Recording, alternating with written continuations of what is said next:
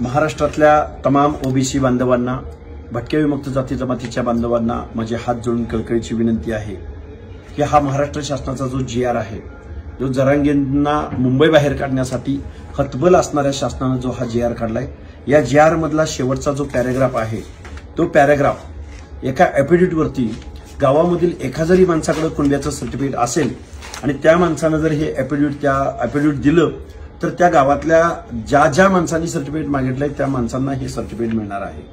याचा सरळ अर्थ असा आहे की या GR द्वारे जो बोगस कुणबी सर्टिफिकेटचा सुळसुळाट गेल्या दोन वर्षापासून महाराष्ट्रात आहे, त्याच्यामध्ये आता जास्त प्रमाणात वाढ होणार आहे आणि बोगस कुणबी सर्टिफिकेटद्वारे महाराष्ट्रामध्ये बेकायदा सर्टिफिकेटचा सुळसुळाट या महाराष्ट्रामध्ये होणार आहे आणि पर्यायानं या GR द्वारे ओबीसीच्या आरक्षणाच्या नरडीचा घोट घेण्यात आलेला आहे।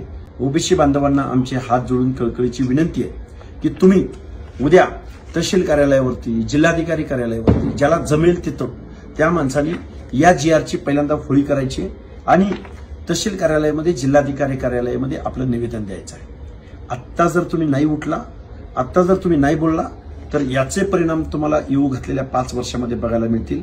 स्पर्धा परीक्षा देणारे विद्यार्थी असतील किंवा उद्या पंचायत राजमध्ये निवडणुका लढणारे कार्यकर्ते असतील, बांधवांनो कधीतरी उठा, कधीतरी जागा व्हा, या GRचा अर्थ समजून घ्या, इथल्या आमदार खासदारांना याचा जाब विचारा।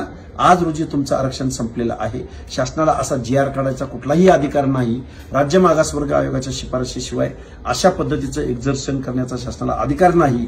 तरी पण झुंडशाहीच्या बळावर एका चौथी नापास माणसाच्या सांगण्यावरून जर हे घडत असेल तर ओबीसी बांधवांनो, आज रोजी तुमचं आरक्षण या GR द्वारे संपलेलं आहे।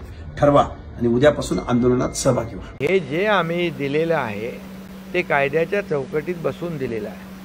त्यामुळे आणि अगोदर जे आम्ही आरक्षण 10% दिलेलं आहे ते देखील कायद्याच्या चौकटीत बसवून दिलेलं आहे। कारण सुप्रीम कोर्टाने जेव्हा देवेंद्रजी मुख्यमंत्री होते तेव्हा आम्ही 13% 12% आरक्षण दिलं। हायकोर्टामध्ये ते आम्ही टिकवलं, परंतु दुर्दैवाने सुप्रीम कोर्टामध्ये जे सत्ताधारी होते त्यांना टिकवता आलं नाही। हे त्यांचं अपयश आहे आणि त्यामुळे मी त्याच्यात जात नाही। परंतु या ठिकाणी सुप्रीम कोर्टाने तेव्हा म्हटलं होतं की यामध्ये अतिशय अपवादात्मक परिस्थिती निर्माण झाल्यास राज्य सरकार मागासवर्ग आयोग गठीत करू शकतो आणि त्यामधून या ठिकाणी सर्वेक्षणाच्या माध्यमातून एखादा समाज आर्थिक आणि सामाजिक शैक्षणिक मागास असेल तर त्याचा अभ्यास करून त्यांना प्रमाणपत्र देऊ शकतो। अशा प्रकारचं सुप्रीम कोर्टाचं जेव्हा रद्द केलं त्याच्या जजमेंटमध्ये जे त्यांनी एक पॅरामध्ये मला वाटतं 557 काहीतरी तो पॅरा आहे आणि यामध्ये त्याचा आधार घेऊनच जस्टिस सुक्रे आयोग आम्ही गठीत केला आणि त्याप्रमाणे आम्ही पूर्णपणे याचं सर्वेक्षण जे केलं। आपल्याला मी पुन्हा एकदा सांगतो, 4.5 लोकांनी सर्वेक्षण केलंय आणि 4.5 लाख लोक काम करत होते। 2,58,00,000 हाऊसहोल्डचं सर्वेक्षण केलेलं आहे।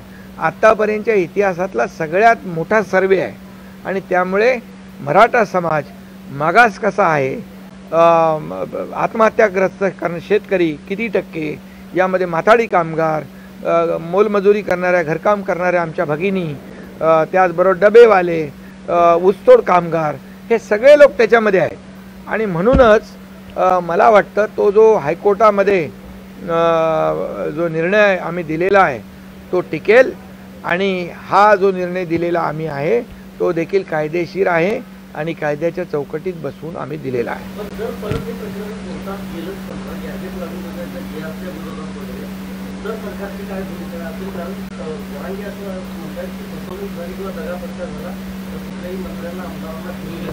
नाही, परंतु असं मी आपल्याला सांगतो, जे GR जो काढलेला आहे हा GR कायद्याच्या चौकटीत बसणार आहे, नियमामध्ये बसणार आहे। प्रमाणपत्र देण्याची पद्धत जी आहे ही सुलभ केलेली आहे आणि त्यामुळे मला वाटतं कुणालाही आक्षेप घेण्याची आवश्यकता नाही, कारण आपण कुठल्याही इतर म्हणजे ओबीसी समाज असेल इतर कुणाचंही आरक्षण कमी करून मराठा समाजाला आरक्षण देण्याची भूमिका आमची कालही नव्हती, आजही नाही, उद्याही नाही आहे.